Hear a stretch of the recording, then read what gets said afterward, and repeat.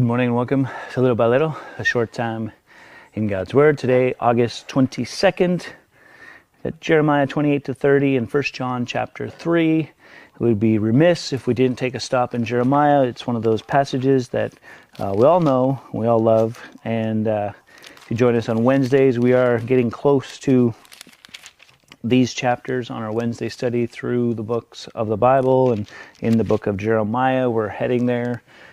Within the next month or so, we'll be touching on these in more depth and more detail. But basically what you're seeing is a response to false prophets and false teaching. And so when you get to chapter 29 and you get this declaration, this promise that we now want to appropriate and take and say, yes, God has a future and a hope for me, which, yeah, that's true. The first meaning and first intention was for the people in Babylon. The exiles said, no, your time is going to be 70 years before you get to leave. And so that's where it says in verse 10, but I will visit you and I will fulfill to you my promise and bring you back to this place, Jerusalem, back to the land. For I know the plans I have for you, declares the Lord. Plans for welfare, not for evil, to give you a future and a hope. Then you will call upon me, and you'll come and pray to me, and I will hear you. You will seek me, and find me when you seek me with all your heart. I will be found by you, declares the Lord, and I will restore your fortunes and gather you from all the nations and all the places where I have driven you, declares the Lord, and I will bring you back to the place from which I sent you into exile. So why we can't just pluck it out and say, that's my verse,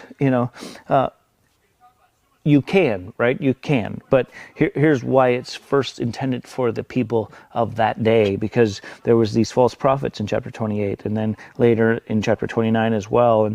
And chapter 30 is going to talk about restoration, and a lot of this is future 70 years and future still. And I think even some of these promises are still future still, when God will bring them back to the land in a greater way than ever before, as declared here. But God does have plans for us. We don't have to go, well, I can't use that verse because it's Old Testament, or that's not to me, but it can be for you, right? And that's kind of the juxtaposition here. It's like, okay, here's what it means. Now, how do I apply that? Well, God's going to keep his promises. Okay. God's going to honor his word above all else.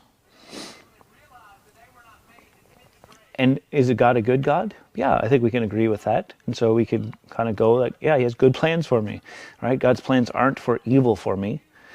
Does evil still happen? Yes. Yeah.